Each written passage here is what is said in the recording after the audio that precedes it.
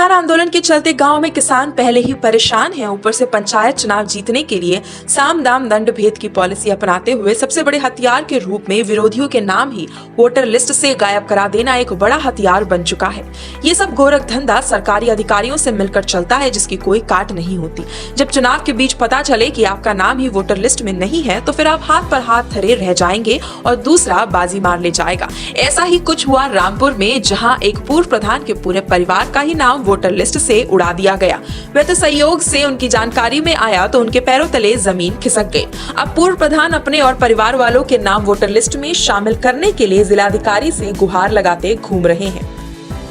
जनपद रामपुर की तहसील स्वार के गागन नकली गांव निवासी पूर्व प्रधान तफजुल हुसैन के पूरे परिवार का नाम वोटर लिस्ट से गायब देख पूर्व प्रधान के पैरों तले जमीन खिसक गई है। जल्द ही पंचायत के चुनाव होने वाले हैं और पूर्व प्रधान तफजुल हुसैन ने पिछले 2015 से 2020 तक प्रधान रहे हैं। उसके बावजूद उनके परिवार का नाम वोटर लिस्ट में से गायब होना अपने आप में एक बहुत ही बड़ा सवाल खड़ा करता है। आखिर इस गलती का जिम्मेदार कौन है, ये जांच का विषय है। बहरहाल डीएम ने इस पर नाराजगी जताते हुए इस पर जल्द ही जांच कर कार्रवाई के आदेश दिए हैं। पूर्व प्रधान तफजुल हुसैन से हमने इस बारे में बात की तो उन्होंने बताया, हमारी भी समझ में नहीं आ रहा है कि हमारे वोट किस तरह से कटे। हम मालूम करते करते थक गए हैं।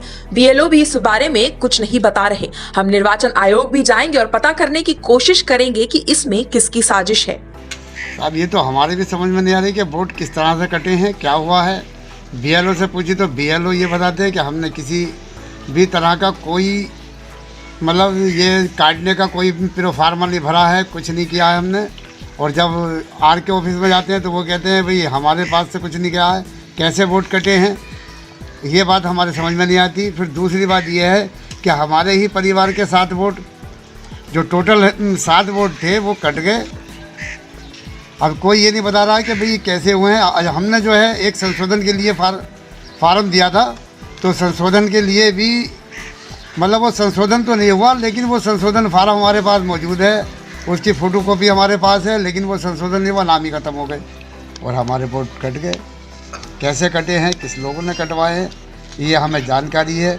और हम डीएम साहब से भी ये मांग करेंगे और भी हम चुनाव आयोग में भी जाएंगे कि साहब ये बताइए कि जब बीएलओ ने कोई एप्लीकेशन ये किस तरह का वोट काटने के लिए नहीं दिया तो ये वोट कटे कैसे, क्या साजिश रही है, कैसे कटे हैं। और जो इसमें संलिप्त लोग हैं जिन्होंने वोट कटवाने की कोशिश करी है, किसके माध्यम से कटे हैं, उनके खिलाफ कानूनी कार्रवाई होनी चाहिए।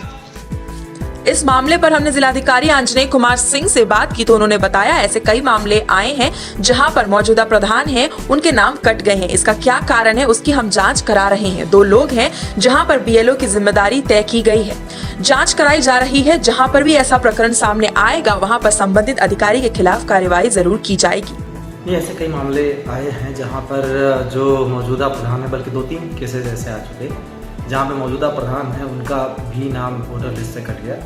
इसका क्या कारण है, इस पे जांच करवा रहे हैं। एक दो जगह जहाँ पे जहाँ पे आया है वहाँ के बीएलओ की जिम्मेदारी तय की गई है और इस मामले में भी हम जांच करा रहे हैं। जहाँ भी ऐसा प्रकरण आएगा जिसमें जानबूझकर ऐसा किया गया है वहाँ पे संबंधित अधिकारियों के खिलाफ कार्रवाई करेंगे और अगर कोई तकनीकी दिक्कत है तो उसको फिर से जांचेंगे। जितने सारे लोगों के इस तरीके की शिकायतें आ रही हैं या किसी तरीके की समस्या आ रही है उसको हम लगातार दूर करने की कोशिश कर रहे हैं। इतने बड़े स्तर की धांधली चुनाव में बर्दाश्त करने योग्य नहीं है।